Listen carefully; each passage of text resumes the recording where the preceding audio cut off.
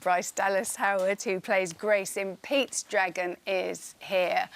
Lovely to see you. Thank you. Good to see you too. Now, I was there on the gala screening, at the gala screening on Sunday. Oh, yeah. Where you got on stage to talk to the gathered audience there about Pete's Dragon, and your dad was in the audience. You kept referring to him. Yes. Your dad is Ron Howard from Happy Days and you know, brilliant film director. How pleased was he that you got the part in this movie? Well, he was really excited because you might have heard I at one point, I yelled out, I was like, Dad, how many times did I see the original Pete's Dragon? He was like, oh, about 1,000. And it's just, you know, this was one of a few movies that I'm one of 4 kids that we watched again and again and again. And when I told my little sister that I was going to be in this film, she burst into tears. So it's, you know, it's like that kind of stuff doesn't always happen. And then having my dad here and, you know, it's great. Yeah, it was a lovely atmosphere there. And I have to say, after the movie, now Pete's Dragon, the original that you saw, of course, was an animation.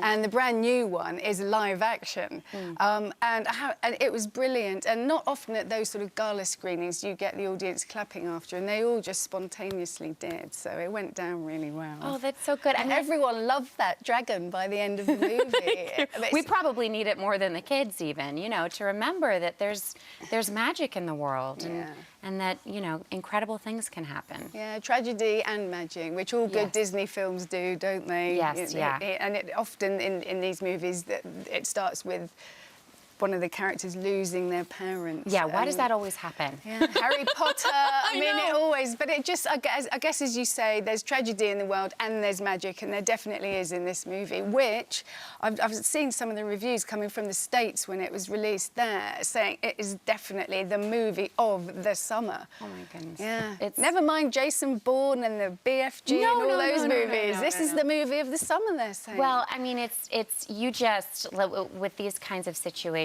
like we all just put our heart in it and we had such a beautiful time, and it's kind of like when you have a great time making a movie and you make lifelong friends, like that's in a way enough, you know, because you can never kind of predict how it's going to turn out or how people will respond. I mean, but look at that handsome man. He's still gorgeous, isn't he? He's craggy and he's lived and he's still gorgeous.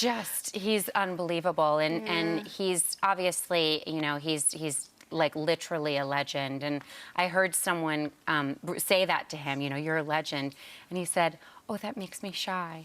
I mean, he's just an incredible human being and so warm. And I told a story at the gala screening of how he saved a horse.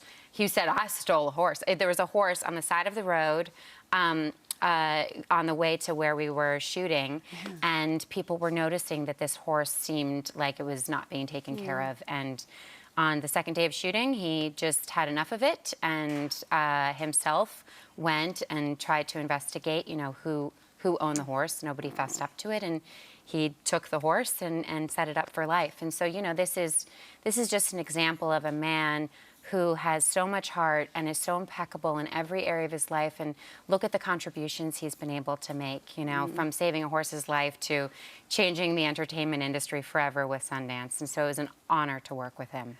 So when you first encounter him, do you feel slightly unworthy? Not that you should, but is there that sort of... Well, you feel very flush and sweaty. Yeah. I was like, oh, it's happening. Really? I mean, but I should tell you how I encountered him. When he came to set the first time, we were already shooting, and so I didn't meet him. And and we shot a scene that's at the end of the movie where we're running towards each other from a great distance. And we actually we were in different parts of the set, quite far away from one another. So we started shooting before I'd even met him. And so the action was for me to run towards him and him to run towards me. And David Lowery, the director, yelled action. And I started that run. And I'm like, I'm running towards Robert Redford. And I started getting really excited and picking up speed. And I'm kind of like, you know, I'm kind of a dense, big bone person. And I just like barreled into him. And he took it. He's super sturdy. And then when they yelled cut, he just looked at me and he said, you came at me like a cannonball. I was like, lovely to meet you, Mr. Redford. Yeah. Bryce Dallas Howard assaults Robert Redford. Shock. My goodness. Yeah, that's how I would meet somebody. Hey, it's gone so quickly. I could talk to you for all morning, but Bryce, lovely to meet you, and thanks for coming in. And Pete's Dragon, I have to say, is brilliant. 12th of August, you can see it in cinemas here.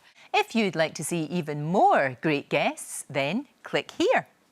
There are plenty more fantastic interviews to come, so make sure that you subscribe. Do you know what's incredible? The faces of the little fishies, because in Dory I can see you. And I don't mean that you look like a fish, but I can see... Seems like you said that to me. I'm sorry. It sounds like you said I look like a fish.